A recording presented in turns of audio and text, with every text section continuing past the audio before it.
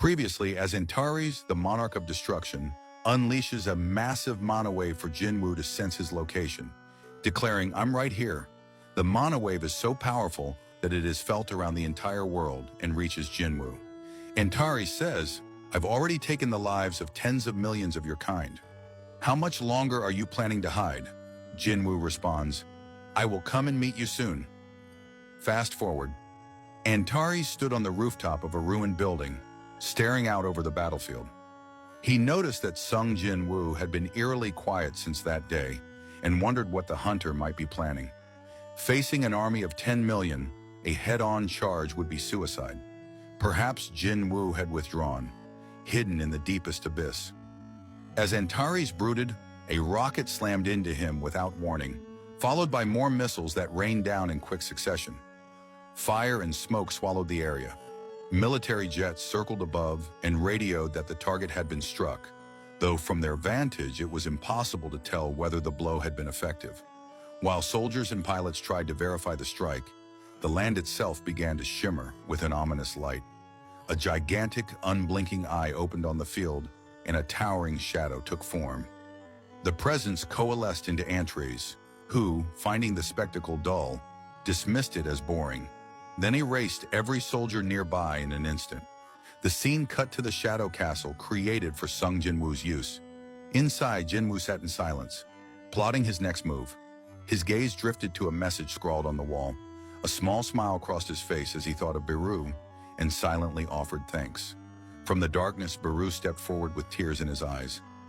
He understood that Jinwoo intended to face the Monarch of Destruction. Bellion appeared as well, and warned that the coming fight was far too dangerous. Ygritte echoed Bellion's concern. Jinwoo acknowledged their worry, but made it clear that some dangers had to be met regardless of the cost.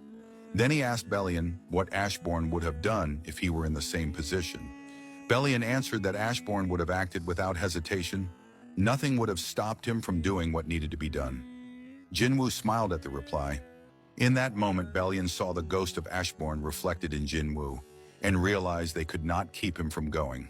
Beru, Bellion, and Ygritte lowered themselves on bended knee and pledged their loyalty.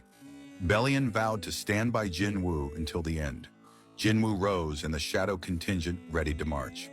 As they moved out, Bellion urged him to contact his family. Jinwoo refused. He explained that if he heard their voices now, he might falter and be unable to move forward. Back on the battlefield, a military plane being chased by a dragon was shot down. The pilot ejected and parachuted to the ground, only to land in a scene of pure slaughter. Monstrous figures were cutting down everything in their path. Terrified, he scrambled for cover when a strange liquid splashed onto his shoulder. The pilot spun to confront a charging creature. He dodged a brutal lunge, fumbled for his weapon, and emptied his magazine point blank into the monster's face. The bullets had no visible effect. As the creature closed in and the pilot braced for death, he blinked. When his eyes reopened, the attacker lay dead at his feet. Confused, he looked up and found Sung Jinwoo standing nearby. Jinwoo ordered the man to run. More monsters were on the way. The pilot screamed a warning, but Jinwoo lifted his daggers and, without taking a step, drew a single precise slash that wiped the approaching horde from existence. He declared that this was only the first step of the war. After the skirmish, Jinwoo used shadow extraction on the fallen monsters, converting their remnants into new shadow soldiers who would stand under his command. The scene returned to Antares. He felt the Shadow Monarch's presence and informed the other monarchs that Jinwoo had arrived. Yogmont urged an immediate all-out strike, while Tarnak pointed out he could not detect any army of the dead among Jinwoo's soldiers. Antares suspected Jinwoo was deliberately spreading his forces across the field, absorbing enemy numbers little by little. He judged the hunter was buying time by avoiding a direct clash, and wondered what the Shadow Monarch's true objective could be. In Korea, Woo Jin-chul watched the news with a hollow expression. Reporters said the hunters who had gone to subjugate the demons had been wiped out, and that U.S. military units sent to buy time for evacuations had also been annihilated. The footage showed a world slipping into ruin. Woo reflected grimly that after Canada, even the United States, the planet's most powerful military, was being overrun. All humanity could do now was hope for a miracle. The thought of what might actually stop this calamity felt impossible.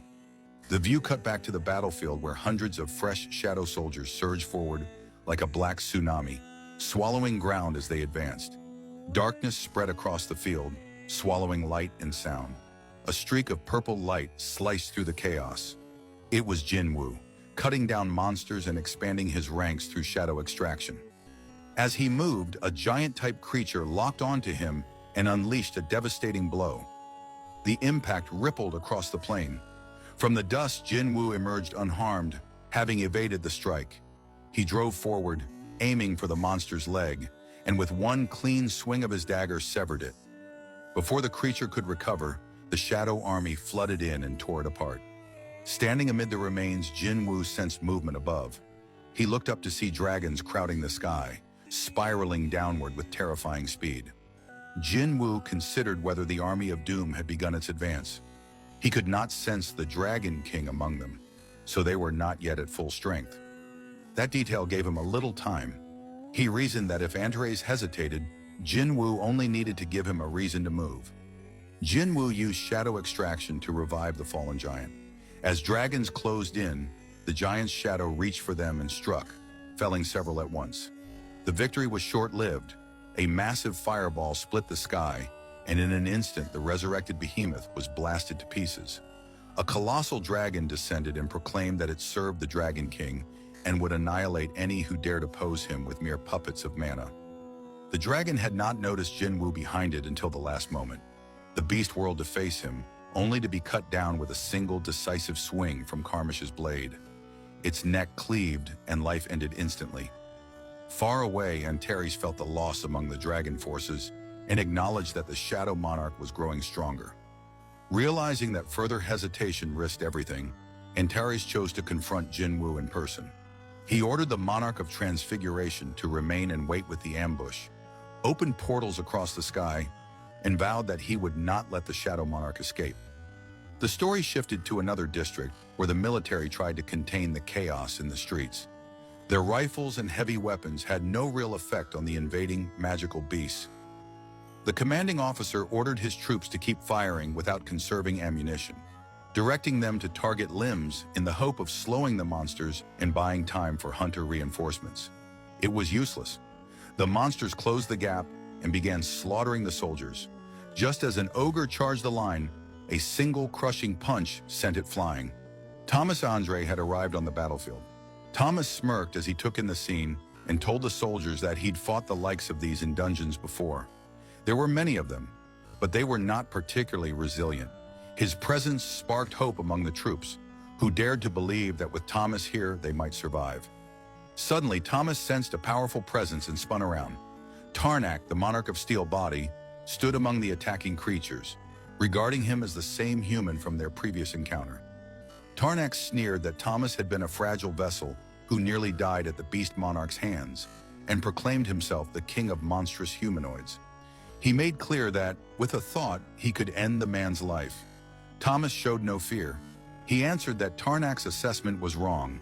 As shadows rose behind him, he made it plain he had no patience for being toyed with. Bellion materialized beside Thomas. The sight of the shadow army at Thomas's back stunned Tarnak. He demanded to know why the shadows were present, assuming they had been hiding within the human shadow to conceal themselves.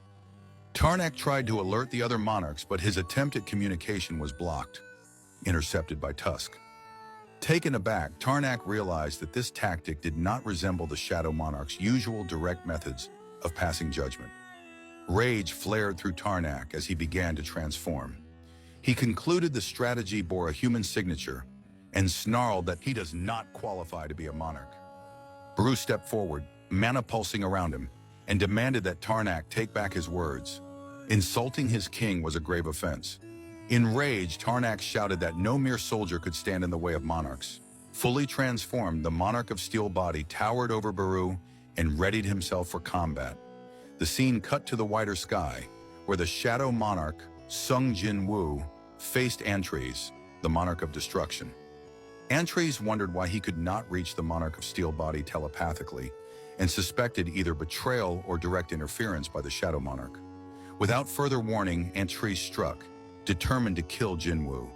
The sudden attack stunned Jinwu and shattered the ground where he'd been standing. When the dust cleared, Antares looked up to find Jinwu hovering in the air. He had narrowly avoided the blow. Jinwu summoned his forces. From the shadows, an armada of shadow dragons poured forth and began to rain down toward Antares. Meanwhile in China, seven-star hunter Liu Zhigang was clearing rampaging giants from the streets. After felling one, he muttered that giants weren't much trouble unless they were fought at sea. Then a tremor of power washed over him. The land's magic was quivering. Tens of thousands of hunters must be battling beasts at once. Even from his position, he felt the sting of that mana. The scene cut to Antares, who launched a massive explosion that rocked the battlefield, scattering shards of shadow high into the air. Antares mocked the Shadow Monarch, implying those scattered soldiers were all that remained of Jinwu's force.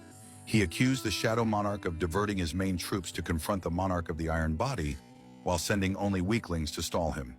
As Antares peered closer, he noticed Sung Jinwu slipping into a portal. Enraged, Antares surged after the portal, vowing he would not allow the Shadow Monarch to escape. On the far side, Antares froze. The full Shadow Army stood ready, an undeniable sign that Jinwu had already neutralized the Iron Body Monarch's forces.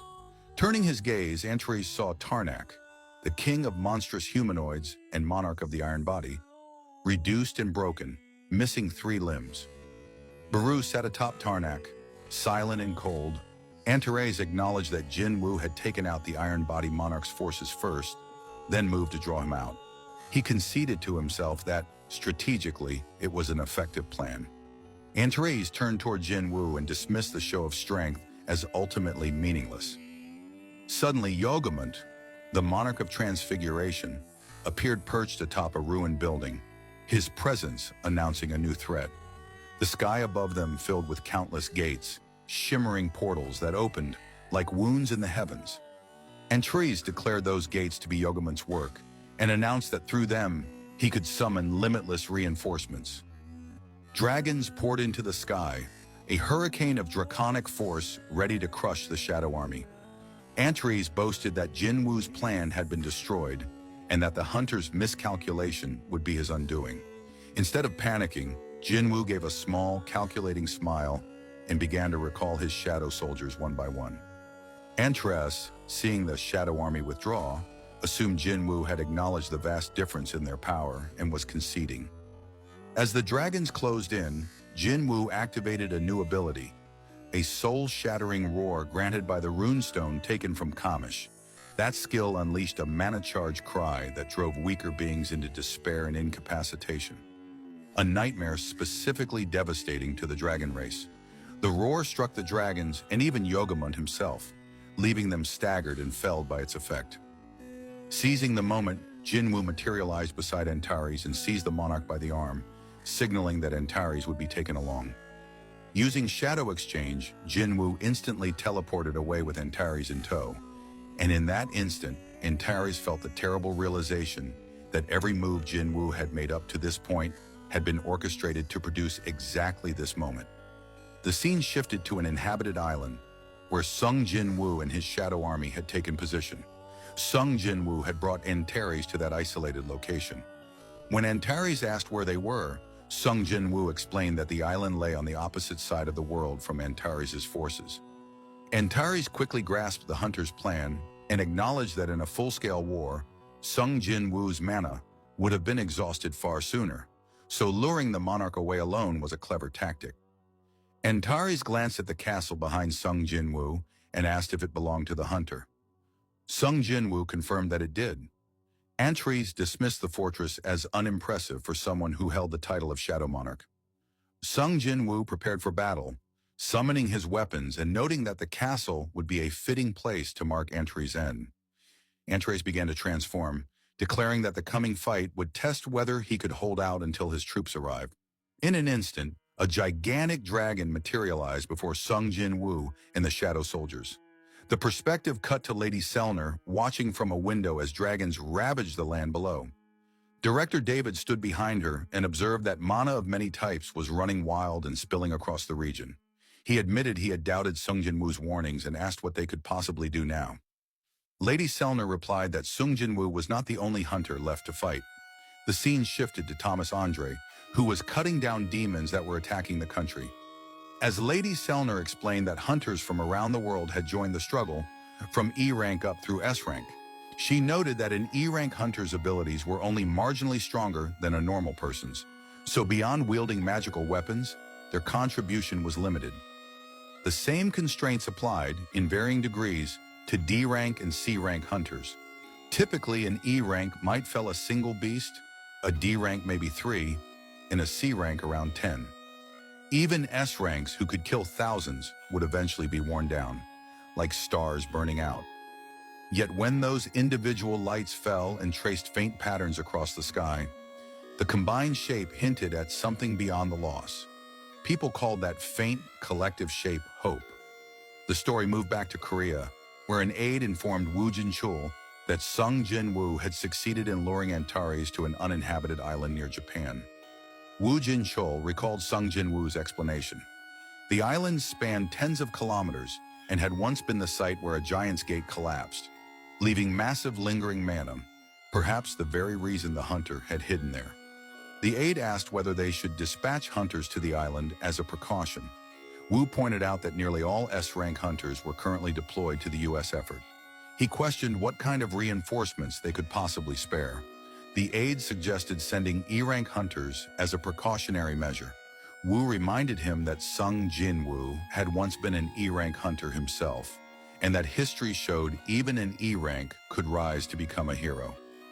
The scene moved to Sung Jin-woo, who was locked in combat with Antares, the monarch of destruction, on an inhabited island. Sung Jin-woo rode atop the massive dragon Kaisel, circling as Antares began gathering a devastating fireball. Before Antares could unleash the blast, a shadow soldier clamped the dragon's jaws shut. As Antares turned toward the saboteur, the figure revealed himself as Belian, who transformed his sword into a whip to prevent the beast from using its breath. Seizing that opening, Jin-woo's shadow giants surged forward and bound the dragon, holding it immobile. At the same time, Tusk unleashed a powerful spell that struck Antares and drew a pained roar from the monarch. Allowing no time to recover, Beru and Greed charged with blinding speed, slamming into the dragon's face and driving its head into the ground. Simultaneously, Igris channeled lightning through his longsword and struck, electrocuting Antares and inflicting serious damage. From his position in the air, Sung Jin-woo watched his soldiers press the assault against the towering dragon. Seeing the damage accumulate, he noted that the tactic appeared to be working. To everyone's shock, Antares merely smirked and described the situation as amusing. He reminded Jin-woo that he had long taken pleasure in crushing foes through sheer numbers, yet now he found being outnumbered entertaining. Sung Jin-woo was taken aback by the monarch's reaction. Rising to his feet, Antares activated Dragon's Fear and released a deafening roar, vowing to show the hunters the true power at his command. The wave of terror caused many of the shadow soldiers to begin disintegrating. Watching his forces dissolve, Jin-woo realized he could not maintain control and deliberately recalled his summons. Before he could regroup, Antares materialized directly in front of him. Antares unleashed a breath of fire with devastating force. The blast vaporized Kaisel in an instant and seared the island's surface. When the smoke cleared, Antares stood amid the ruin and declared that this demonstration was the true power he embodied. He explained that the Avatar of Destruction did not hesitate to sacrifice itself for the sake of war. He described himself as an amalgam of blood, screams, madness, and ruin, a being forged solely for conflict. In short, Antares identified himself as the King of Dragons and the Monarch of Destruction. Confronted with that force, Jin-woo realized that even the vast mana that had sunk into the earth after the King of Giants' death had been insufficient to blunt Antares' assault. He understood that even immortal soldiers would be annihilated by a direct hit from the monarch's breath. While Jin-woo absorbed that grim truth, Antares reverted to humanoid form and descended before him. Antares told the Shadow Monarch there was no need to be overly nervous.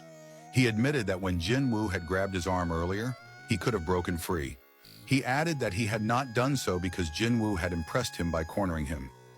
As a fellow monarch, Antares said, he had hoped for a quiet conversation.